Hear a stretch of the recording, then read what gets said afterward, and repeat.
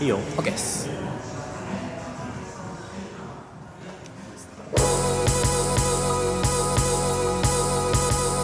ゃあこれでいい、はいどうもアバンティーズの釣り目です。アバンティーズのリコです。どうもこんにちは。平成8年6月21日生まれ、ギリ双子座です。答えづらいこととかは特に答えは大丈夫です。確かに緊張するな、なんか好きな食べ物はオムライス。いやもうあいつのことだったらもうめちゃめちゃ喋れちゃうね。嫌いな食べ物はもうパクチーだね、断然に。あ、パクチー嫌い。パクチー嫌い。あんなの流行らした人バカでしょ。あれ今回そういう動画じゃないここはですね、僕の実家ですね。今お母さんが外に出ました。A ちゃんも保育園の時からもずっと一緒で、初めて会った日泥団子で作ってたような気がする、一緒に。そっからずっと一緒だったね。同じクラスだったからずっと。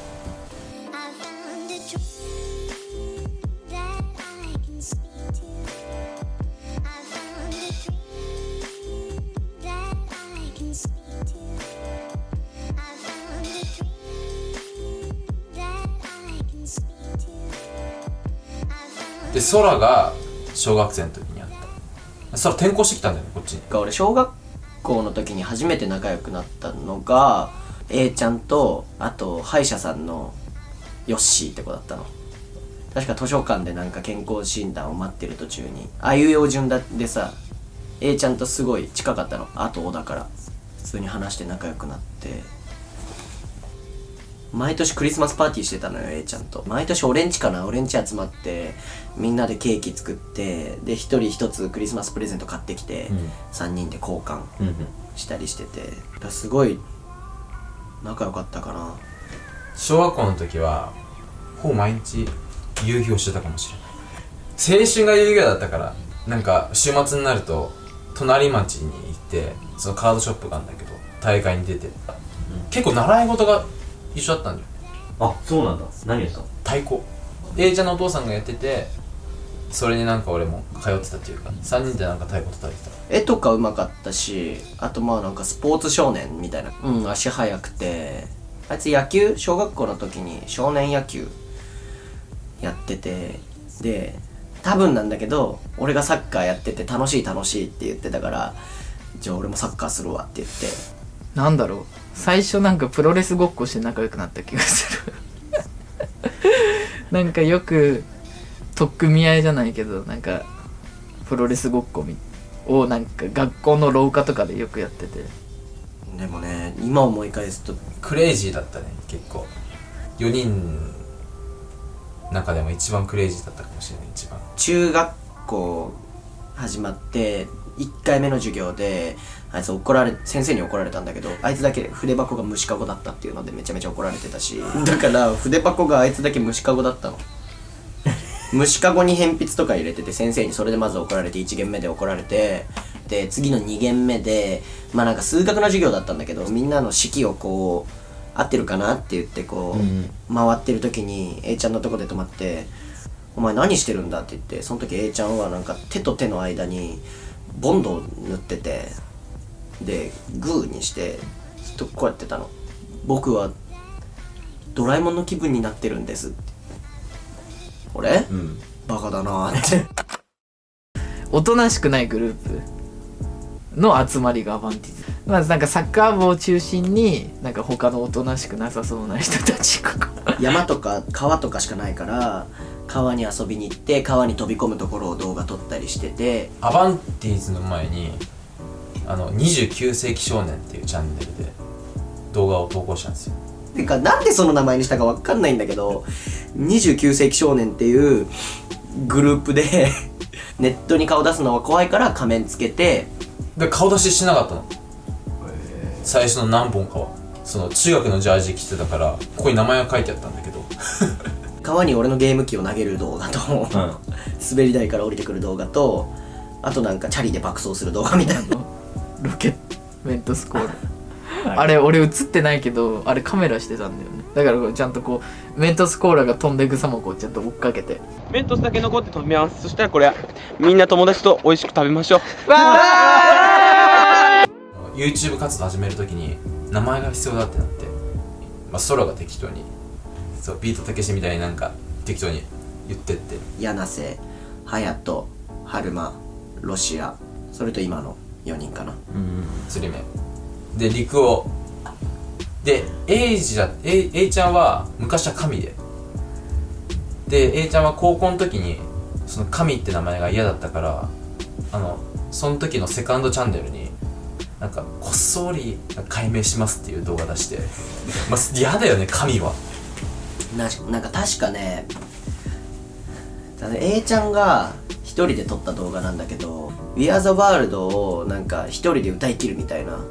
ので、あいつ歌わずにずっとこう歌ってる映像に本家の音源をこう当てただけの動画をあいつ上げやがって先生にバレちゃって、ついに3年の先生が集まってテレビに映されて、こういうのがいけないんだぞみたいな。これは本当に著作権違反でお金取られますよってこう違法なことしたらって言われて、でその先生たちが DVD にダビングしてるのも著作権違反だけどね。一番覚えてるのが校長室に呼ばれて、俺が親だったらお前らボコボコにしたぞって言われて、やめろと言われたね。その時は親にも連絡行くわけじゃん、先生から。でその時に親もその YouTube 活動やってることを知ってやめなよみたいな言われたけど、やめたくなかったからかな、単純に楽しかったから。まあ、だからその時その先生に怒られてなかったら俺たちやばかったかもしれない。みんなと遊べることが第一に楽しくて、でなんだろう、ちょっと目立ちたい自分もいたから目立ててるっていう部分で嬉しかったかもしれない中3の春ぐらいかな多分だけど、まあなんだろうな、マホスさんとかメグウィンさんとかの動画を見て、あこういう人たちいるんだって思って、でしかもなんかコメント欄とか見たらめちゃめちゃコメント書いてあって、でうわすげえ人気じゃん、なりてーかっけーって思って始めたかな。その時 YouTuber っていう言葉もなかったし、動画投稿系男子っていう、懐かしいね、動画投稿系男子、そんなんでも今知ってる人いないんじゃない？ちょうど中学卒業して春休みに撮った動画が700人の登録者行きましたおめでとうございますみたいな動画を撮ったから、その時700人よ。だって1000人行ってすごい喜んでた気がするから、いや1000人だぜやべえぜみたいな。再生数が1000いくだけでもすごい喜んでたし、それが1500になって3000になって5000になってとかどんどん上がっていくうちに嬉しかったし、もうだからなんかサッカー部の延長線上でやってたから、最初の初期のアバンティーズはね、だからもう15人ぐらいいたのよ、高校生になってもやりたいって思うやつは卒業してもやろうよってなって、その時に残ったのが初期メンバーの8人かな。そう最初 A ちゃんは違う高校に行くって話してたんだけど、俺が高校生になったらサッカーやりたいって急に言い出したのよ。サッカーすごい好きだったから、サッカー部だったし、サッカーちゃんとやろっかなみたいなこと言い出したら、急にあいつ志望校を変更して、俺お前と同じ高校行くからって言い出して、遊びの延長線上って感じだったんだけど、まあ、君がいる前で言うのもあれだけど、中学の時からまあ鈴研と一緒だったんだけど、まあ俺はその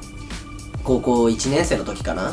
キキフィルムっていう映画制作のチームに入ってて、いろいろ教わったじゃないけど、映像制作する楽しさとか、なんだろうね、映画とかめちゃめちゃみんなで頑張ってこう脚本考えたりセリフを練習したりとかしてるうちに、すごい映像を撮るの楽しいし、映像を演じるのもすごい楽しいなって高校生の俺は思って、でそれをなんかアバンティーズに持ち帰れたらもっと面白いグループになるんじゃないかなって思って、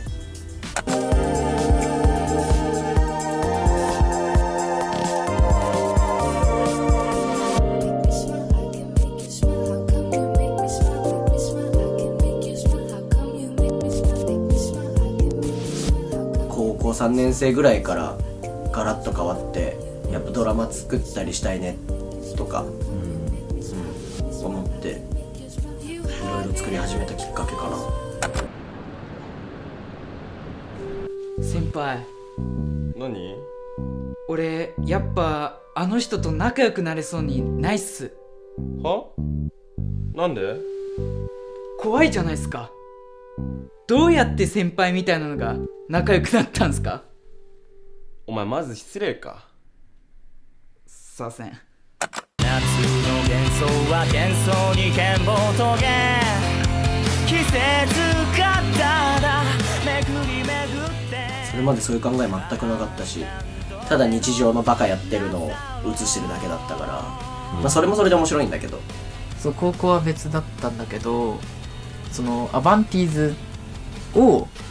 やってたから今までずっとなんかみんな友達でいられたのかなっていう、なんか高校卒業するタイミングでなんかやっと将来性が見えてきたっていうか、あ、もしかしたらこういうことをなんかなんだろう仕事にできるっていうか、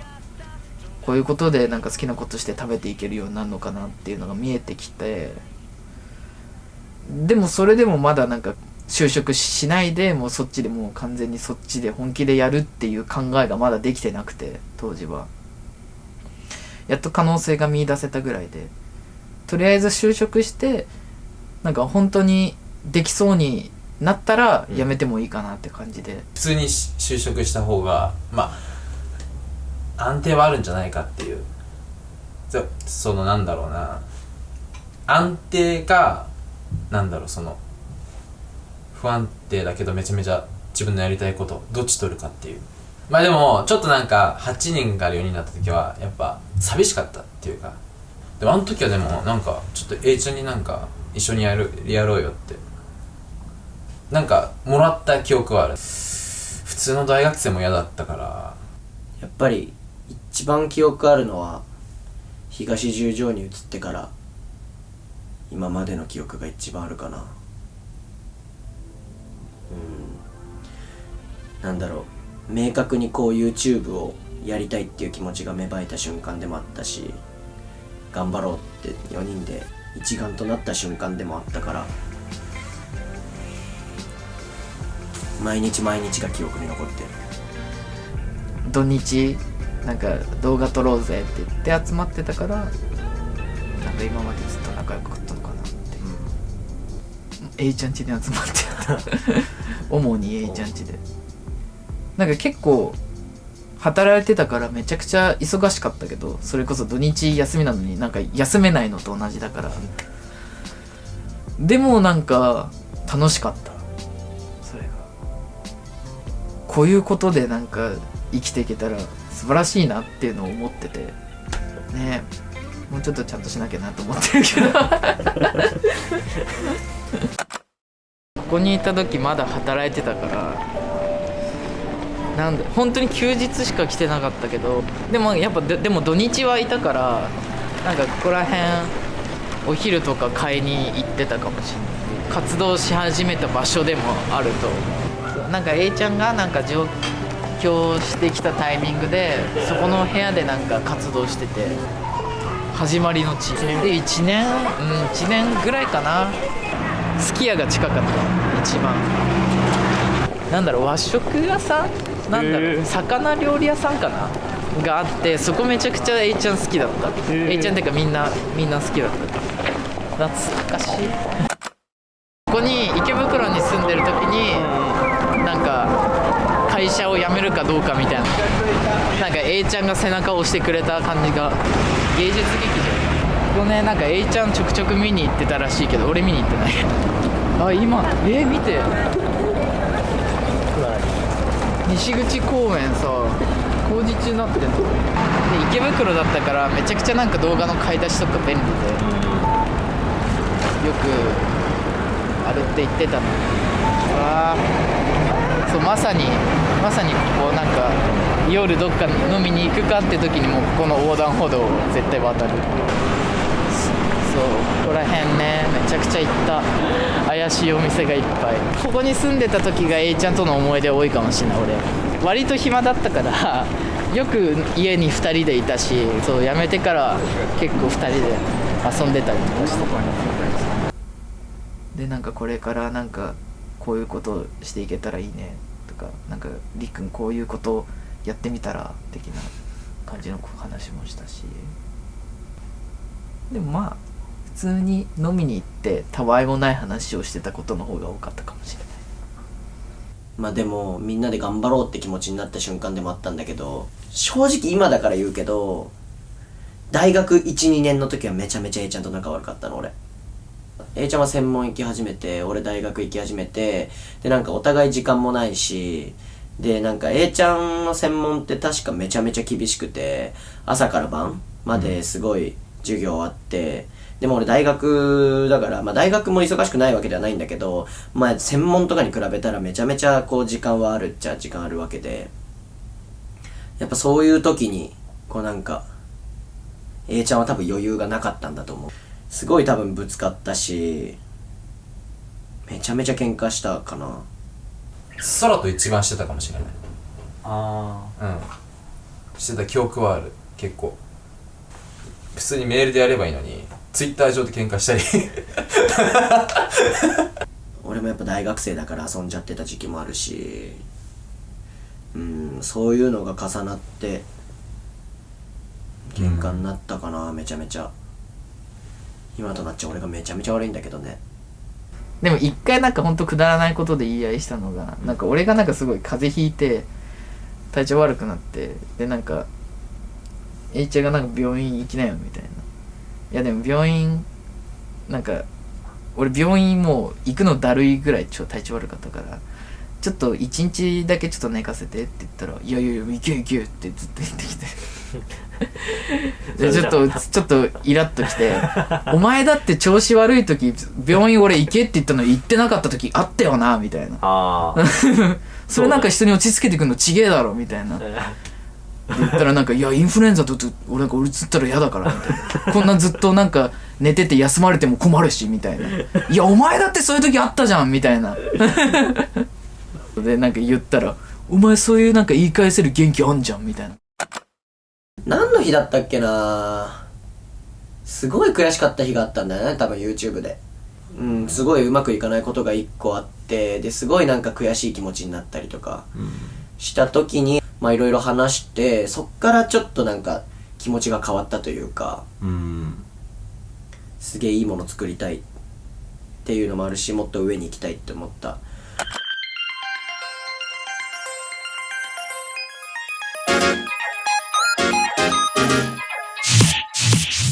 なんだろう、切り替えるタイミングが欲しくて、なんか結構ダラダラダラってなってきちゃってた部分もあって、なんか復活して大きいことやった方がいいんじゃないかみたいなことになって、よっしゃ休むかプールやろうっていうきっかけ完全に A ちゃんっていう。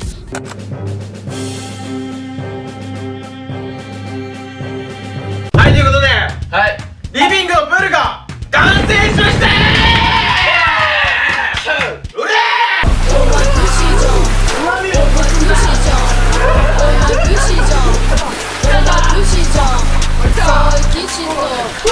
だからなんかああいうなんか意味わかんなくてでかいアイディアのやつは大体 A ちゃんで A ちゃんも俺もすごいお酒が好きだから、何回俺を連れて帰ったり俺が連れて帰ったりとか、こうもうあいつと何ガロン飲んだんだろう、お酒お酒飲み始めて一気に距離が縮まって、いろいろ2人で話すようになったし、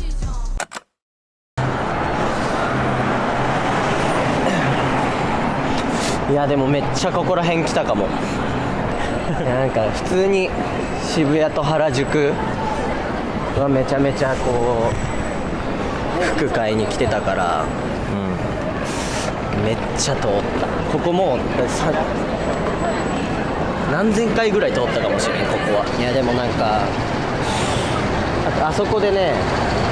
あそこの地下に美味しい中華屋さんがあって、でそれあいつがめっちゃ好きだったからめっちゃ食べに行ったし、そこの根岸も行ったし、あとそこの下の赤からも行ったし、あとこの奥にねよく行ってたね、ミッドウエストっていう服屋さんあって、そこに一番買い物行ってたかも。あいつめっちゃ好きだった。服がめちゃめちゃ好きだったから、Aちゃんが。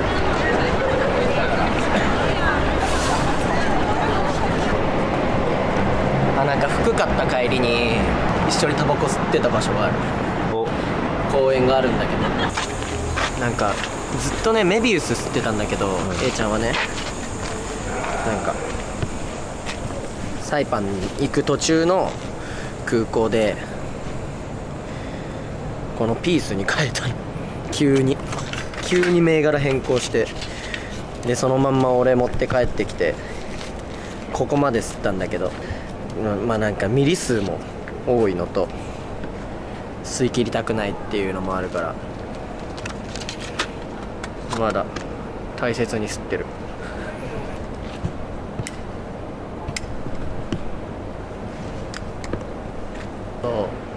すっごい重たかったんだけど、なぜかもうサイパンのねこう止まってたところで吸ってた時は全然吸えたんだよね。もらってたから A ちゃんに。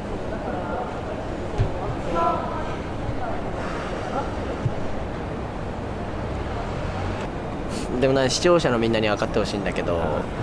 A ちゃんはねなんかそういうところ一番気使ってたじゃないけど、俺が動画でタバコ吸ってるところとか映った時もめっちゃ怒られたし何吸ってんだよってなんかやっぱね、俺とか結構、バレてもいいや精神じゃないけどいろんなとこで吸っちゃってたんだけど、ダメっつってダメ、外であんま吸わないでみたいな、いろいろ怒られまくったな。クソ暑いのにここで吸ってたな。夏は冬も寒いのにここで吸ってたし、でなんか俺が編集ない時も連れてかれて、でなんかあいつ編集してんの俺じっと見てんのタバコ吸ってなんだこの時間。そう俺いるっていう時間寂しがり屋だからね、意外と。めちゃめちゃ来た、めちゃめちゃ来たしかさっきから言ってないけど、半年前に見つけたあそこにねヒップホップバーっていうのがあって、そこも行ってたかも。このなんだビルの7階とか5階でも食ったし、5階食ったよね一緒に。ここの31も並ばされたし、動画の買い出しで何万回来たことか A ちゃんと。いらんもん買うから、あそこのドンキのさ、人形とかも撮影の帰り何個撮ってんのぐらい、寿司三昧が一番来たかもしれん。あいつ海鮮食べれない？海鮮食べれないんだよ。食べてなかった？いや無理して食ってんのあいつ。でも頭痛くなるのと引き換えに寿司食ってんの。この平城園っていう焼肉屋が A ちゃんと俺2人で来て、めっちゃうめえじゃんってなって、でそっから4人で行くようになって、で A ちゃんが亡くなって一番最初に3人で釣り目と俺とりっくんでご飯食べ行こうってなった時にここで食べて、俺がきょうちゃんに潰されかけた時の話か。そうやべえ、もうやべえって瞬間に A ちゃんと鈴賢が迎えに来て事なきを得た。飲んでる時以上に帰りのタクシーが一番今後のことについてとかも喋ったし、覚えてるよ。あの時はまあなんかそのね、引っ越すっつって前の家が退去になっちゃったからつって、でも初めてでかい家を借りれるようになった瞬間っていうか、俺らがちょっとステップアップじゃないけどステップアップしようって思った瞬間にこうでかい家を借りて頑張ろうっていうつもりでこっち来たから、そこら辺で止めてもらっちゃって大丈夫ですよ。いろんなとこ行ったけどただ一つ A ちゃんが行かなかったのはカラオケかな。でもなんかそのカラオケ嫌いっていうのはさめちゃめちゃ知ってたからさ、行かないようにはしてたんだけど、歌を歌うのが苦手なのかな A ちゃんは。すごい苦手って言ってて、でもね音楽めちゃめちゃ頑張ってくれてたからね、こっそりね練習してたらしいしね。みんな他の方向に帰ってってチリチリになって、で結局帰る家一緒だから一緒に帰ってみたいな。いやでももう出し切れんほど行ったな飯。YouTuber の3年ほぼほぼ行ったかもしれん、いろんな人と。俺はこうリーダーって言われるけど、まあなんかやっぱ他のチームのねリーダーって言ったらシルクロードとかさ、あと東海のてっちゃんとかさ、そういうリーダーがこう思いつくと思うけど、てっちゃんは分かんないけど、シルクはすごいなんかガンガンこう引っ張るタイプのリーダーだと思うの、でもなんか俺は自分のことをね、そのガンガン引っ張るタイプのリーダーではないなって自分の中でずっと思ってたし、なんだろう、もうなんか4人の中で一番4番手でいいっていうか、俺は結構ずっとそう思ってて、なんだろう、言葉にするのむずいな。いくらこう4人なんかメンバーにバカにされても、そのメンバーにこう何言われても一番舐められてるリーダーでいたかった。なんだろう、でもその俺がこうかっこいいなって思ったことは絶対にグループとしてやりたいなとも思ってたし、こういう見え方はしたいっていう明確なビジョンもあったから、俺が結構なんだろう、熱いこと言うタイプのほんと真逆で、Aちゃんはもうなんか言いたいこととかは全部うちに秘めるタイプだから、多分それが動画にも出てたと思う。視聴者の人は多分分かってると思う、こう言葉にしたいっていうタイプなんだけど、 A ちゃんは言葉じゃなくて何か違うもので見せたいっていうタイプだったから、やっぱりそのめちゃめちゃ才能がある人だったから、すごい輝いてるやつだったから、もう近くにいる分めちゃめちゃ眩しくて、すごい嫉妬じゃないけど羨ましかったんだよね。これも弔辞の時言ったんだけど、 A ちゃんにはお葬式の時の弔辞で言ったんだけど、すごい近くにいる分輝きが眩しくてこう羨ましかったから、だからぶつかった部分もあると思うし、なんかこいつは絶対超えられないなって思っちゃった存在、俺にないものをめちゃめちゃ持ってるって思ってた、ずっと。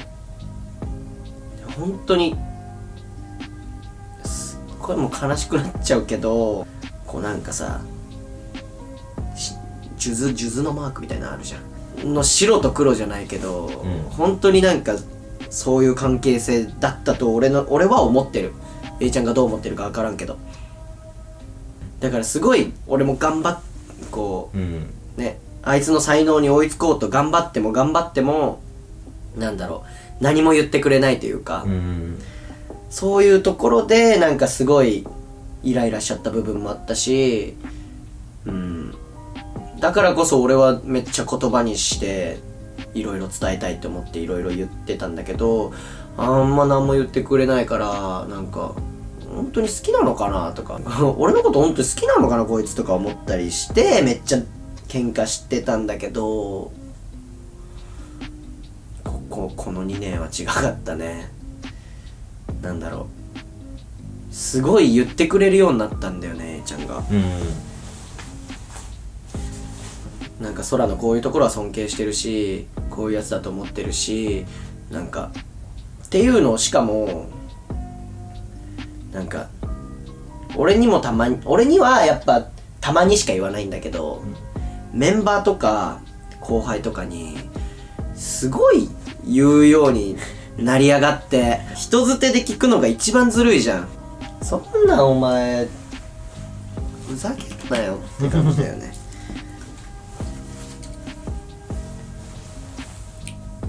なんでもっと言ってくんなかったんだよっていう気持ちもあるし、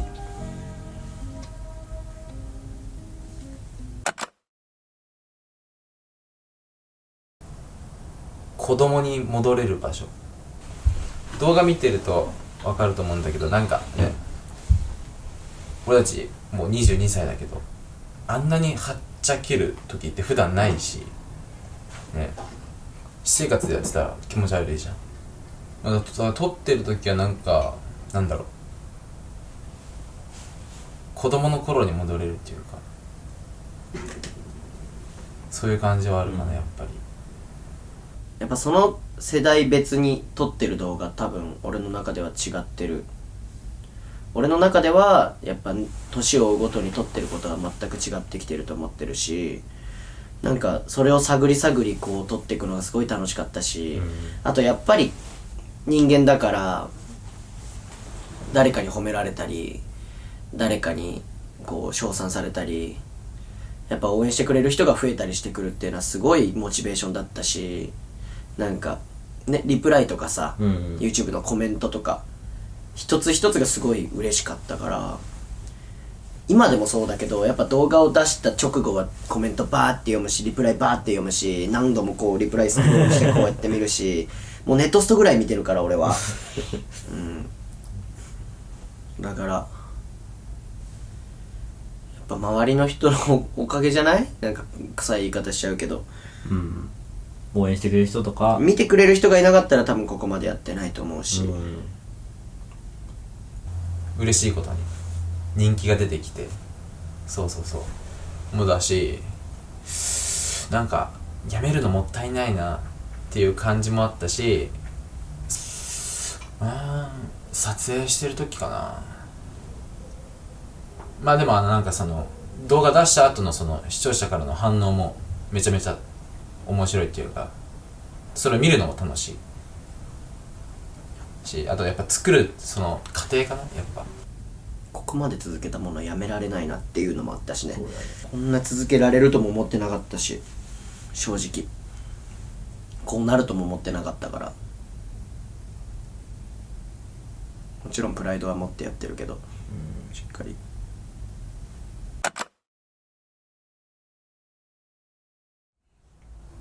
でも大晦日の日に電話来たんだよ、一回。ほんと30秒ぐらいだけど、なんかこっちカウントダウンしたよみたいな、そっちもしたみたいな。でも俺日本だったから時差あったからしてなくて、あそうなんだみたいな、またじゃあ日本でねみたいな、バイバイっていう連絡だったんだけど、でそんでね俺寝て1月1日になって午後1時ぐらいかな、なんか空から電話があって、でそれで起きたんだけど、でなんか大変だみたいな、なんか A ちゃんが溺れちゃったみたいな感じの電話が来て、で俺寝ぼけてたの、でその時になんか A ちゃんのお母さんの連絡先教えてって言われて、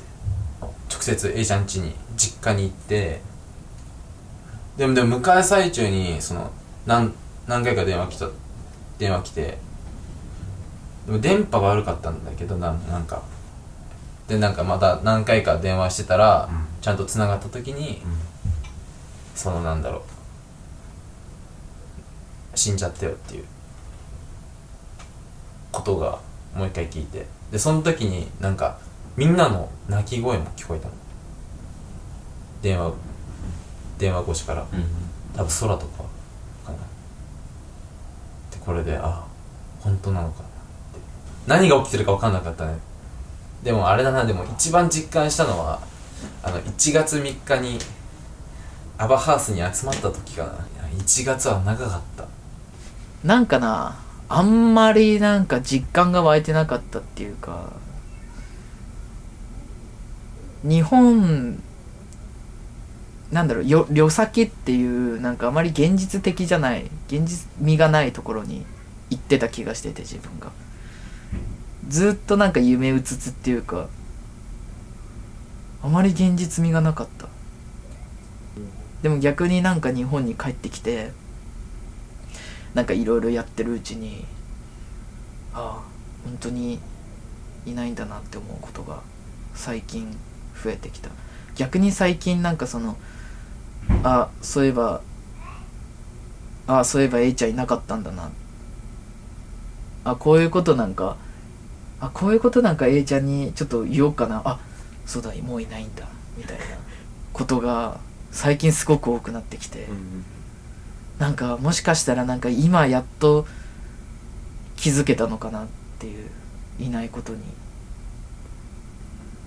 なんかずっと、ドッキリでもおかしくないなみたいな感じだったかな。ずっとやっぱ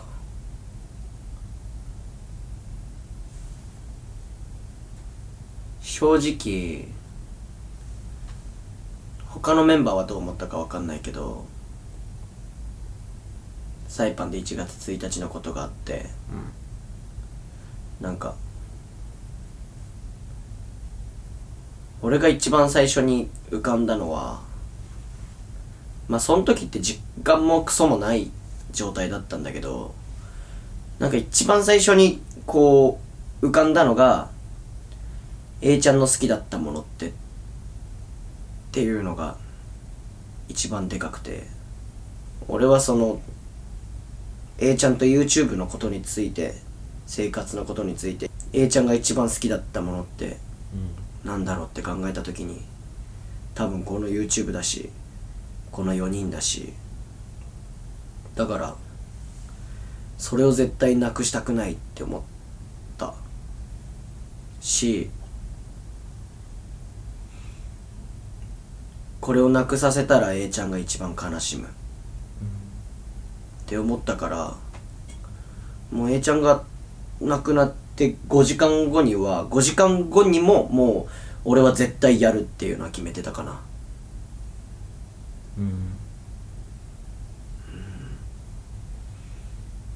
ま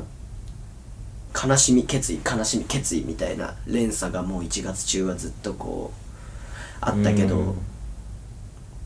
正直無理してたかしてないかって言われたら無理はしてたと思う。俺の中では正直な気持ち、なんかこう A ちゃん悲しいっていう気持ちを押し殺してないかって言われたら嘘になると思うけど、でもなんかやっぱり A ちゃんのために前に進みたいって思ったから、立ち止まりたくないっていう気持ちが一番大きかったんだと思う、A ちゃんのために。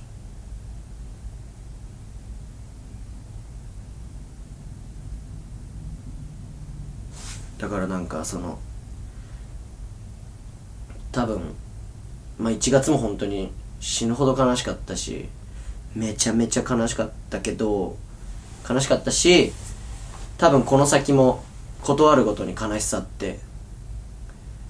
つきまとうと思う、一生。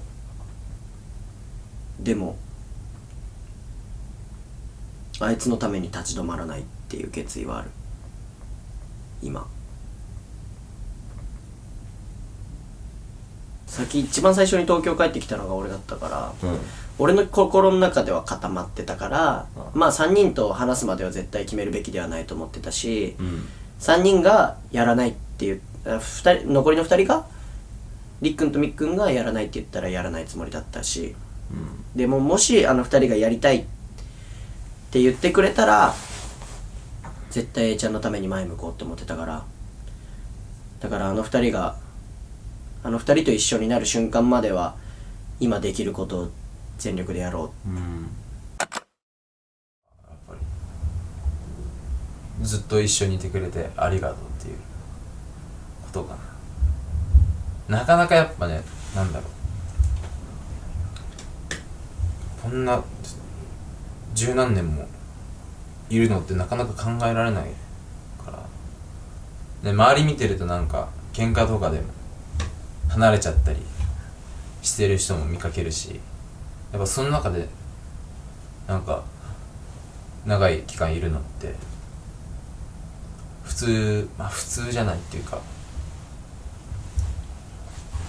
そうだね、奇跡無謀だったけどやっぱりなんかどんどん新しいことやってたのは A ちゃんだったような気がするから、そうやっぱそこはやっぱすごい感謝してるかな。その新しいことやっててやっぱ今のアバンティーズがあると思ってるから、やっぱその動画の軸とかも A ちゃんだし、その編集とかそういうなんか部分とかでもそうだし、表向けやっぱ空がリーダー的な存在で、裏ではやっぱその A ちゃんがなんか仕切ってたっていうか、なんだろう、サポートしてくれたっていうか、メンバー結構危ない運転だったよ。そっか。そうだね。まあ言ったらいっぱい出てきちゃうね。A ちゃんをうん一言で表すなら愛だなっていう。俺はその A ちゃんから教わったものとか A ちゃんからもらったものがたくさんあったんだけど、まあそのクリエイティブな発想とか、あとこう動画の作り方、こうやったら面白くなるとか、あとやっぱかっこいいなんかその姿を背中で見せてくれたっていうのもあるけど、やっぱ一番大切なものを教わったなって思うのは愛だなって思ってて、なんだろう、こう人間って誰でもさ、こう自分のために努力することって簡単じゃん。簡単というか自分のために努力するってすごいやっぱ自分のことだからいくらでもできると思うんだけど、でも A ちゃんってその人のためにすごい努力できる人だったから、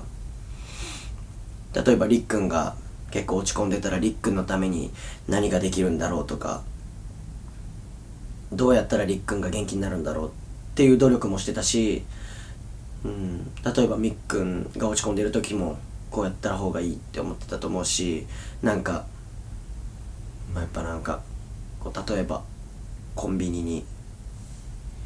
行ったら自分の弁当だけじゃなくみんなの弁当を買ってきてるとか、飲み物とかも買ってきてるとか、そういう一つそういう細かいところじゃないけどそういうところでも愛は見えたし、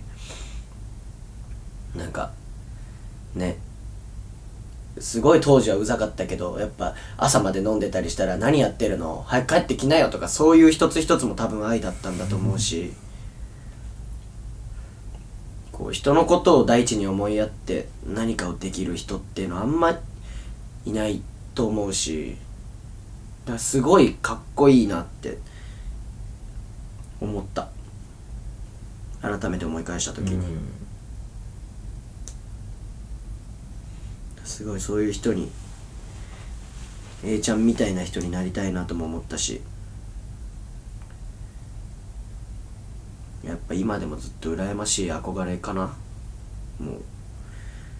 うなんか絶対超えてやろうって思ってたけど、まあもうね、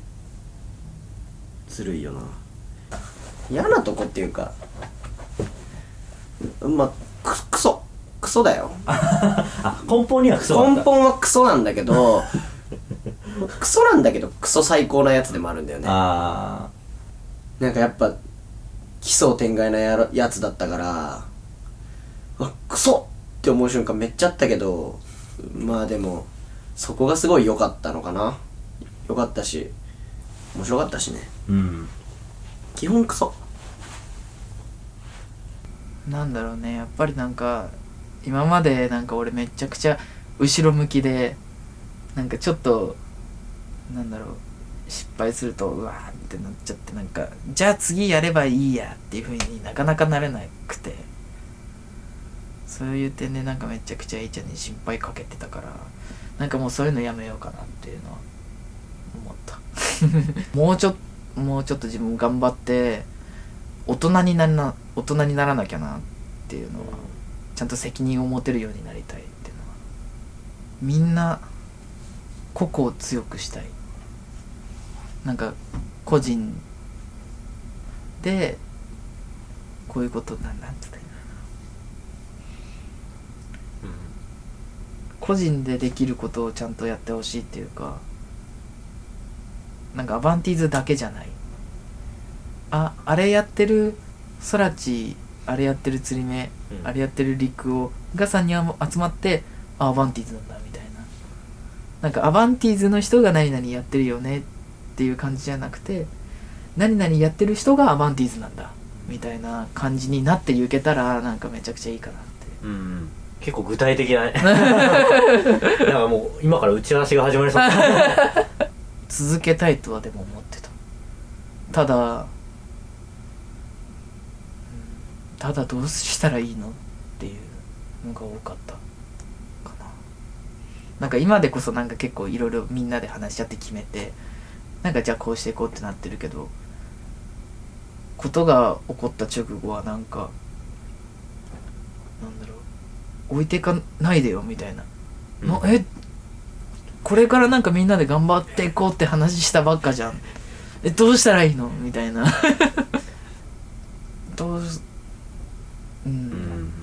嘘だろみたいなのが、そう多分みんなマジかよってのがあった気がする。でもその1月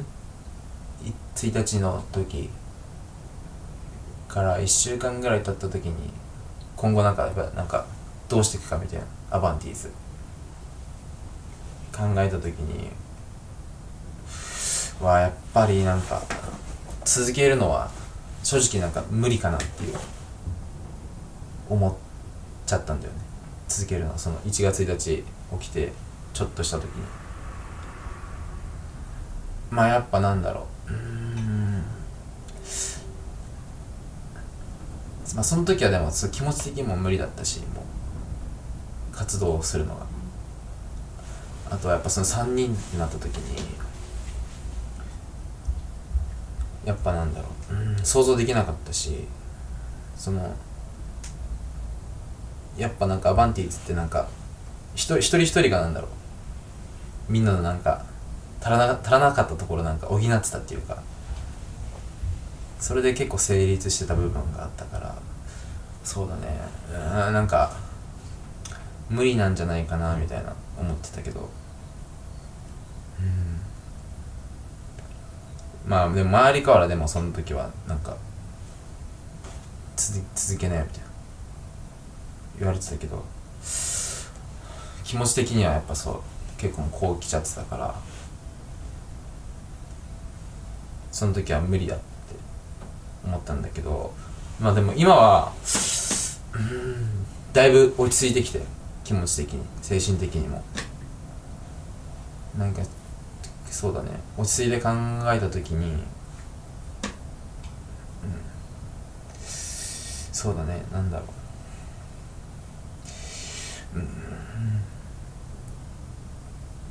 う、なんかなんだろうな、言葉が難しいんだけど、とりあえずやってみるかっていうか、3人でなんだろう、少しまだでも俺的にもやり続けたいっていう気持ちはあるけど、そういうなんか無理だっていう気持ちもあって、でも落ち着いて考えた時にそうだな、もったいないなっていうかやめるの、やっぱ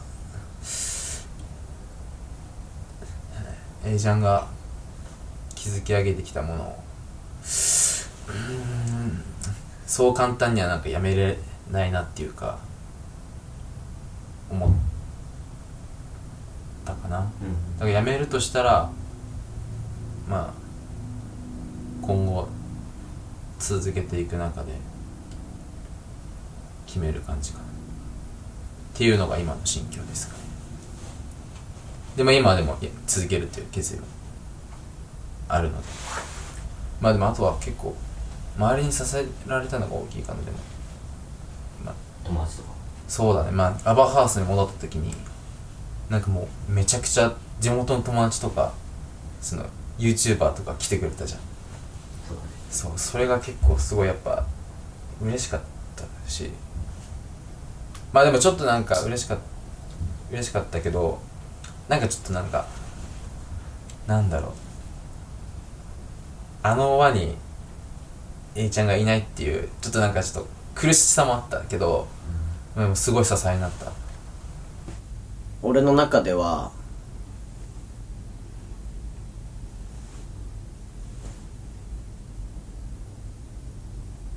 絶対やりたいと思うし、さっきも言ったけどもう前しか向いてなかったから進むしかないとも思ってるし、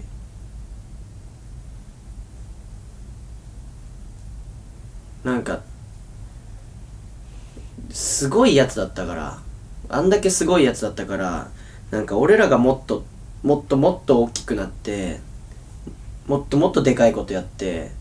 いろんな素晴らしい作品生み出してあいつを伝説にしてやりたいじゃないけど、俺らが前に進んで大きくなることがあいつがよりかっこよくなるためのなんだろうな一つの方法なのかなって。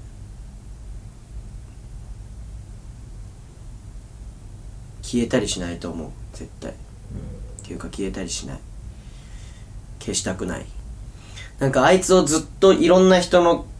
記憶から消したくないし、あいつってもっとすごいんだよっていうのを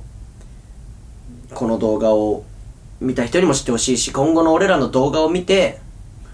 アバンティーズにいた人なんだ、じゃあすげえじゃんっていう。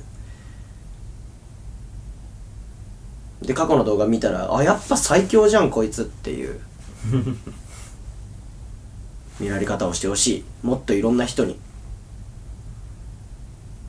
し、やっぱ何より中学校の頃から大好きだったアバンティーズを消したくない。大好きな4人で前に進みたい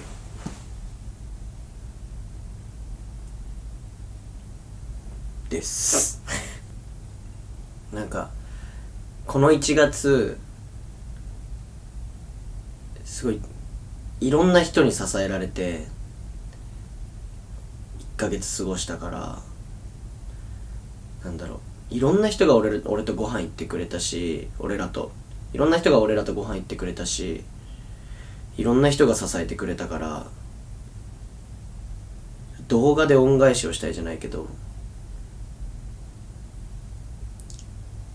返したいかな、何かを。俺がやりたいことは海外にめちゃくちゃ行きたいとりあえずなんかそれこそなんかエイちゃんと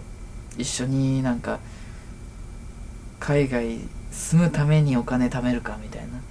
みんなでなんか1年ぐらい海外で住むのもありだよねっていう、それがなんか一緒になんか実現できなかったことがすごく悔しい気がして、だからこそなんか俺やってやろうっていう気がものすごくする。そうなんかめちゃくちゃなんかなんだろう、俺が英語喋れることになんか英語なんかのことに関してなんつったんや、俺がちょっとでも英語喋れるとすごいなんかライバル視してきてなんかそう話してて、でなんか俺絶対英語勉強するって言ってて A ちゃんがなんでって言ったら、りっくんが喋れて俺が喋れないのなんか絶対嫌だからみたいなまあそうだなと思って、そしたらなんか俺もなんか A ちゃん喋るの嫌だわと思ってじゃあ海外に行きたいと。ちょっと行ってみたいなっていうのは。多分俺以外の2人は多分みたいな感じだけどまだまだ言うても今年23になるけど、まだなんかギリギリ20代前半だから、20代前半のうちになんかもうそれこそいろんなことしたいなっていうのは、なんかもう失敗してもいいから考えずに やりたいなんかもうAちゃんがねできなかったことをやるって言ったら多分向こうで A ちゃんはみたいななんだお前みたいな感じに言うかもしれないけど、だからこそやってやりたいって俺ができなかったこと何やってんだよって感じになるかもしれないけど、だからこそやってやりたいなっていうのやっぱ人に見えないように努力してるのも、まあ人のために努力できるのも、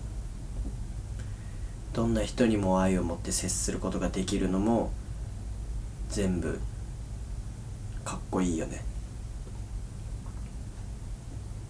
だからいろんな人に愛されてたと思うし、本当に内も外も素敵な人だったなってっていう、だったというよりこれからも今までもずっと素敵な人かな、A ちゃんは。だからそういう人になりたいなってすごい強く思ったな、今回のことがあって。 A ちゃんの良さだったり A ちゃんの多分人には見せない姿っていうのは一番知ってるのは俺らだから、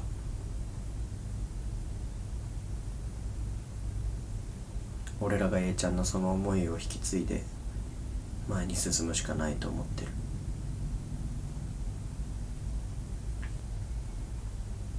もう俺らが生きてきた、物心ついて生きてきたほとんどがアバンティーズだから、もうなんかアバンティーズイコール自分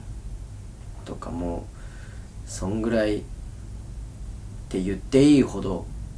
同じようなものなのかな、自分自身。今結構 YouTube ってさ、そのいろんな見方ができると思うんだよ。やっぱある人から見たらお金稼ぎの道具とかさ、ある人から見たらなんだろう、表現の場とか、多分いろんな人のいろんな YouTube があると思うんだけど、俺らの中ではもう素直に俺たちの生活としか言いようがないくらいいろんなものが詰まってて、このアバンティーズがもう全てだから、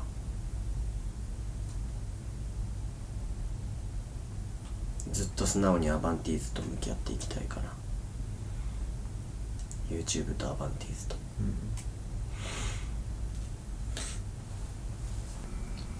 まあでもなんか僕は A ちゃんに対して感謝しかないなっていうのをすごい思ってて、なんかこういうなんかことできてんのも A ちゃんがなんか、いろいろやってくれたおかげっていうか、それこそなんかこんななんか海外旅行とかなんか最近になっていっぱい行くようになったけど、それもなんか A ちゃんのおかげだと思ってるし、本当なんか他の人ではできないような経験をさせてもらえてるなっていう A ちゃんには、なんか俺らが思ってる以上になんか結構不安な部分がファンの人はいっぱいあると思ってて、俺らはなんかそのいろいろこっち側で状況は把握してるけど、向こう側は分からないことの方が多すぎるから、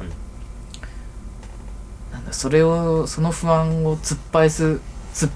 こう関係ねえ、これ見ろ、これ面白いやつ見ろみたいな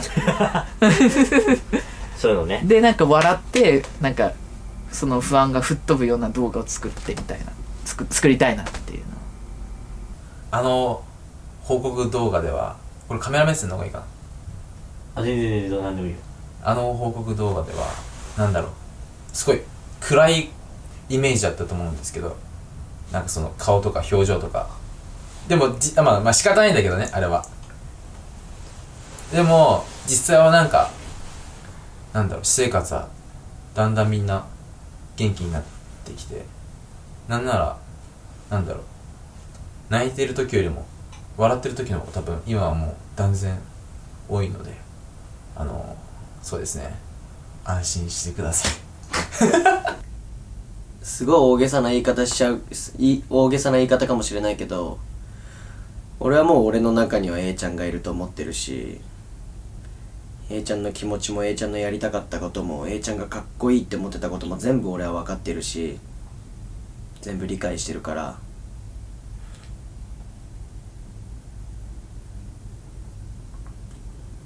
俺は俺でもあるし、俺は A ちゃんでもあると思ってるから、今はあとは任せてって言いたいな、 A ちゃんには。俺の中から見ててほしい。話したいこととかめちゃめちゃあるよ A ちゃんと。何話したい？例え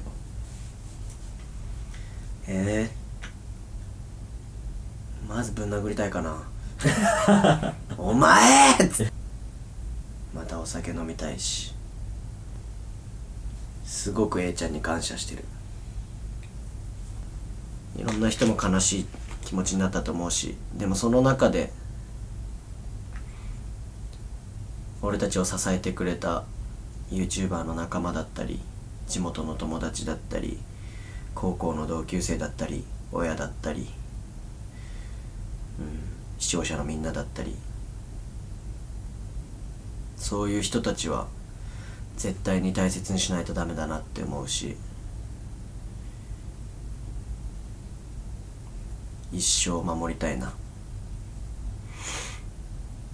恩返しがしたい。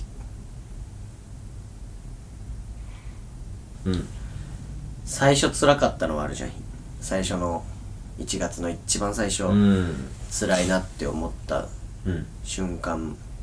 と、今こう一周回って辛いなって思う瞬間で、なんかその違いって何なんだろうって思ったんだけど、やっぱ1ヶ月死ぬほど A ちゃんのこと考えてみた結果、なんかすごいあの時流した涙ってその悲しみの涙ですごい冷たい涙というか思うんだけど、今はなんかその感謝とか、あとあいつとの思い出に対するあったかい涙が流れてくるっていうか、今泣いたとしたらすごい涙は温かい気がする。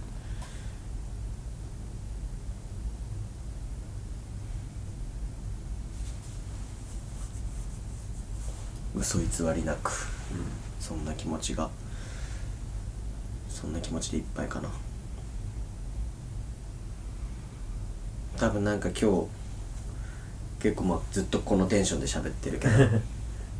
意外と前向きだから心配しないでほしいな、みんなには。前しか向いてないから。いやなんかすごい A ちゃんがもう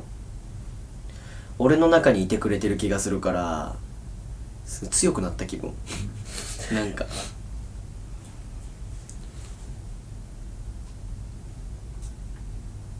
デコボコだけど、こういうデコボコの2人だったけど、なんかピースがはまってちゃんとした形のものがなんかもう俺の中にあるような気分だと思うし、あいつの分もっていう意味では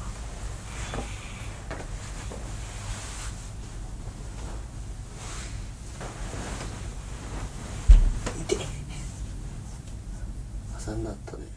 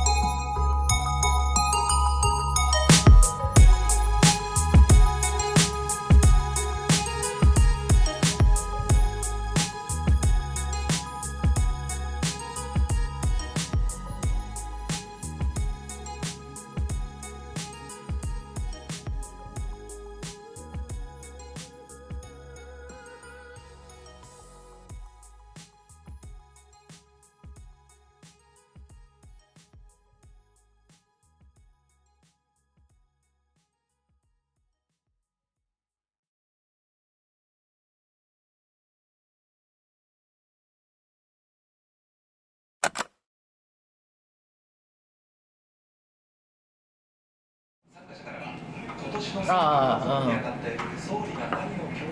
ごめんねって言われた。わかりました。おでんツンツン。おでんツンツンは流行んなかった一時期。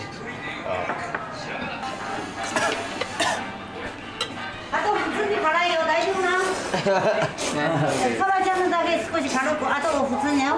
大丈夫あで、お茶あるから飲みな。東京の違う、そらちゃんたちの近く。ああ、今住んでるところの近く。違う、あ。